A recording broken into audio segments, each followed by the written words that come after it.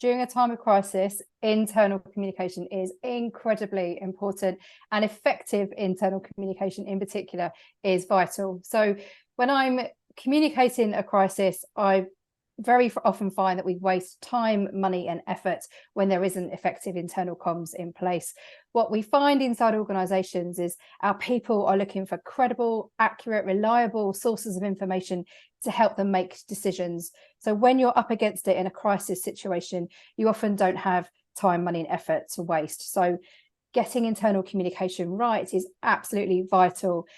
I look for sources of truth inside organizations. So the role there, I think, of internal comms, to have good, effective internal comms, is who or what are the sources of truth inside your organization. So where can employees go to be sure that they've got the information they need to make good quality decisions?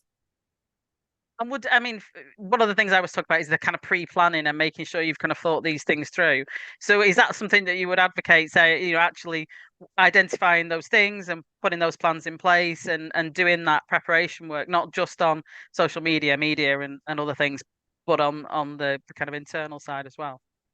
I think it's really helpful to prepare for a crisis in advance as you possibly can. So doing scenario planning, running through exercises can be incredibly helpful. I have a very unscientific test that I call the snow test, and it's to help me figure out what a source of truth is inside an organization. So say you're running factories and say there's incredibly heavy snow, who or what would people go to make a decision whether to travel or not? So it's not very scientific, but if that source of truth is their line manager, then I would make sure there are mechanisms inside the organization to update a line manager. Or if the source of truth is an intranet, for example, then I know in a crisis situation, I need to make sure that the credible, accurate, reliable information is on that intranet. So that source of truth is vital. And knowing that when you're not in a crisis situation, knowing that in peacetime, if you like, is incredibly helpful, because when you're in a crisis, you often don't have the luxury of time. You need to already know, what can I rely on? Who can I rely on? Where is that source of truth inside the organization? So always important, as much as you possibly can, to prepare things in advance. You can't plan for every eventuality. Who could have prepared for COVID, for example? But anything you can do in peacetime to set you up for success when you're really up against it is always a good thing in my book.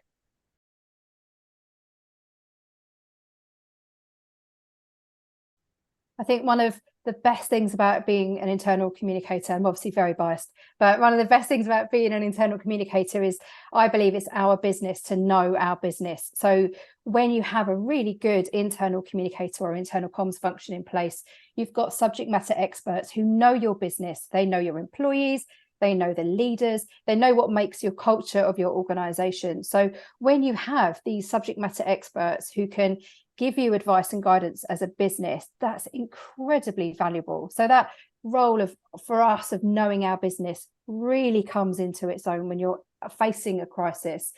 When I think about crisis communication, I often have 3 C's that I put into practice. That's consistency, clarity and certainty. So your consistency is making sure that you've got those sources of truth, making sure that things are fact checked, making sure that you have accurate information going on inside the organization.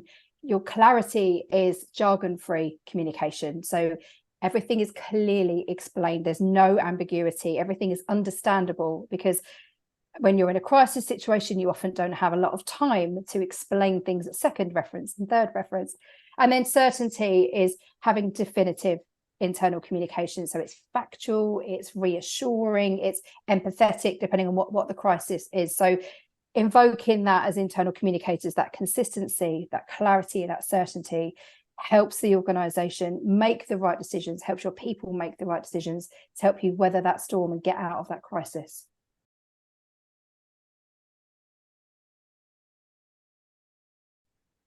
I think the mindset for me always when thinking about internal communication is not just how we're talking to our people, but for them and with them. So shifting that mindset inside the organization to make sure that we are truly listening, particularly when you're in a time of crisis. So being able to know the sentiment of your organization, where are people at, what's concerning them, what's worrying them, what have we missed from our internal comms, what's missing from messaging or from reassurance from leaders, for example. So I mentioned earlier that it's our business to know our business. And part of that for me is making sure that we're listening well inside our organization and we're adjusting as we go. So you could have a beautiful set of messaging at the start of a crisis that actually isn't meeting people where they're at. So making sure we're listening.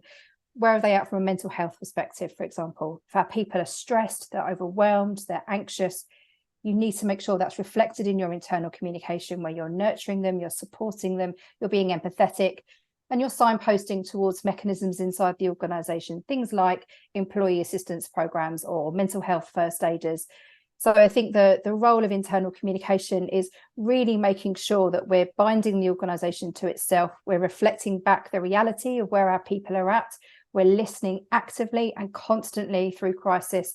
And at the very end, we're having a wash up. We're reflecting back what went well, what didn't, what did we miss? Did we listen well enough? What would we do next time? What did we get really right? What went well? And what was an absolute disaster? So that continual learning is so important, because your people are going to remember. They're going to remember how they were treated in a crisis situation, good or bad. So that investment of reflecting back and doing a wash up is incredibly important, so you continuously learn as an internal communicator and as an organisation.